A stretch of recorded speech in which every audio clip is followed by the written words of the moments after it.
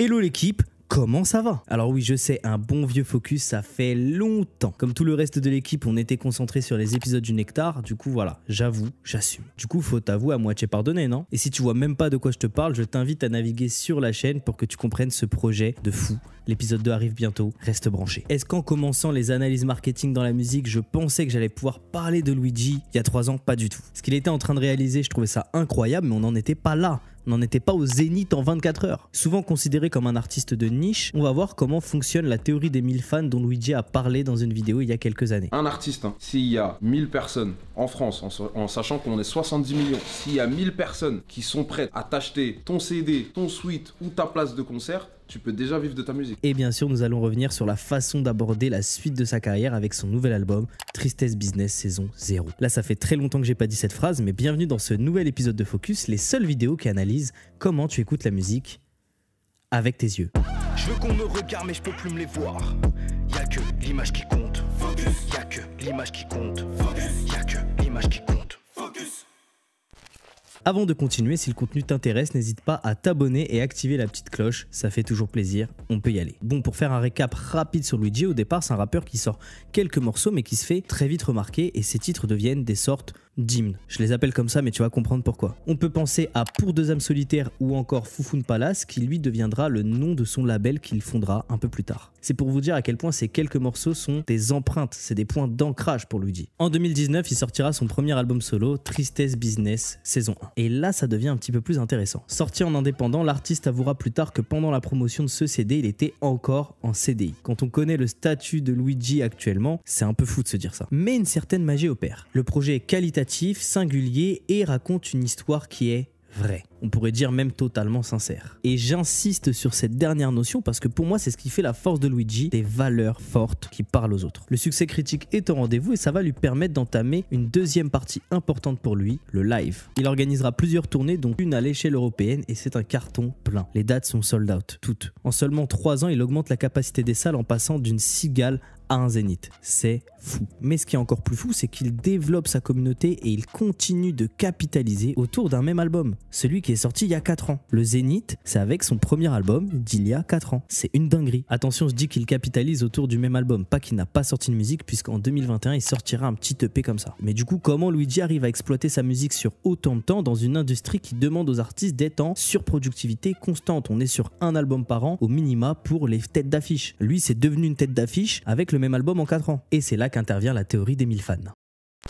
Comme je l'ai dit un petit peu avant, ce qui fait la force de Luigi, c'est les valeurs qu'il va prôner, comme le fait d'être sincère. Il crée un sentiment de proximité auprès de l'auditeur, ce qui va lui permettre d'être dans la théorie des 1000 fans. Il est considéré comme un artiste de niche, indépendant, sincère, loin du mainstream, loin des codes, loin des cases, et c'est ce qui plaît. Du coup, son public va essayer de le soutenir un maximum, comme en allant au concert ou en achetant du merchandising à chaque fois. C'est une vraie économie, vous vous rendez pas compte. Avec Luigi et le Foufoune Palace, tu n'écoutes pas que de la musique, tu fais partie d'une famille, la fameuse family business. T'as capté? L'artiste Luigi n'a pas de public, il a des hooligans. Et en marketing, c'est ce qu'on appelle la stratégie de la tribu. Tu cibles des personnes qui te ressemblent, tu leur parles et ils te comprennent. Donc ils vont défendre le produit avec toi. Et on peut remarquer qu'il avait une vraie tribu avec la seconde vague du public qui a découvert Luigi. Soit ils ont rencontré la musique de l'artiste à travers les recommandations de leur entourage, ou même à travers une trend TikTok qui a été effectuée par le public de Luigi autour de Gisèle. On peut considérer que le succès d'estime s'est transformé en succès commercial puisqu'il a même atteint le disque d'or avec ce projet. Mais le fait d'être considéré comme un artiste de niche qui a un public qui est autant dévoué, est-ce que finalement ce n'est pas devenu une faiblesse pour Luigi et la suite de sa carrière?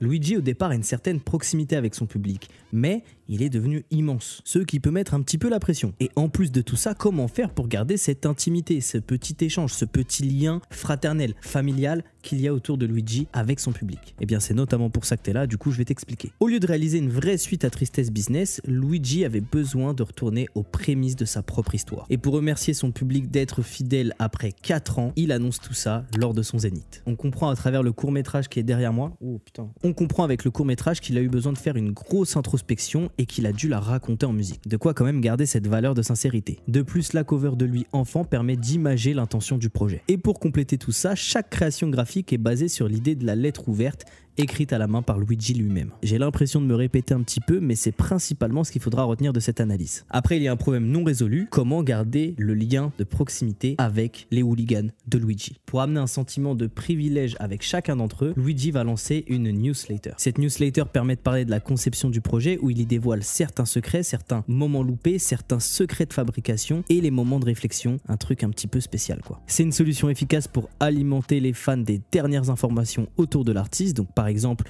s'il lance une billetterie autour de la prochaine tournée, bam, les gens de la newsletter l'auront en avant-première, mais c'est aussi une bonne solution pour la récolte de données. Cette base de données elle est hyper importante parce qu'elle va permettre de faire des opérations marketing totalement personnalisées, ce qui est pile poil dans le mindset de Luigi, la proximité avec le public, etc. T'as compris. L'idée n'est pas une révolution, mais elle est plutôt ingénieuse avec le profil de Luigi, le positionnement et le statut qu'il a actuellement. Il y a peu d'éléments factuels qui me permettent d'analyser ce projet, mais le positionnement de Luigi est hyper intéressant et je pense que c'était le moment pour moi d'en parler. Il est l'un des premiers artistes à m'avoir fait dire qu'une économie était possible dans le rap sans forcément être un artiste mainstream qui passait en radio, qui était playlisté. C'est un des premiers pour moi à avoir fait ça dans ma culture à moi, dans mon rapport à la musique et dans mon rapport à l'industrie musicale.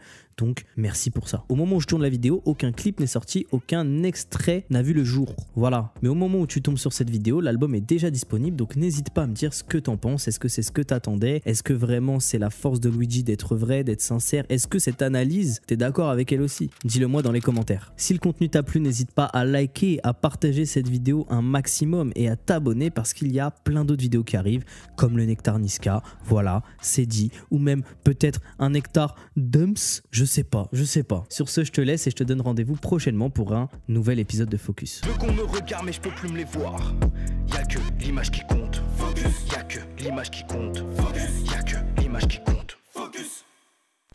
Oh mec, tout est tellement différent. La façon dont je me sape, dont je chante, dont je rappe, baby. Tout est tellement différent, je reviens tout droit de l'océan.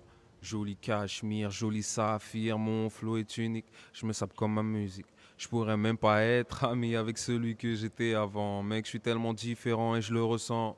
Hey, quand je mets les pieds dans la pièce, mes couplets ressemblent à des prières, mes concerts à des messes. Je traverse les saisons, ma vision se manifeste.